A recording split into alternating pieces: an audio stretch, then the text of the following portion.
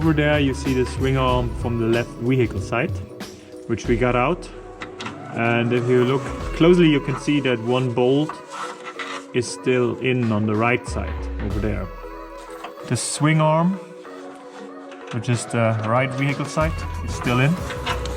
Even though we could remove both nuts, so here the nut is missing, and on this side there is no nut anymore. We are not able to move out the bolts.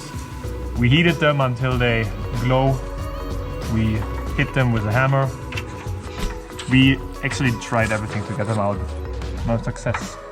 As it's very hard to use the angle grinder here and very dangerous, because there's not that much space on the angle grinder, we now decided to borrow a tiger saw, and we will use the tiger saw to cut through the bolts.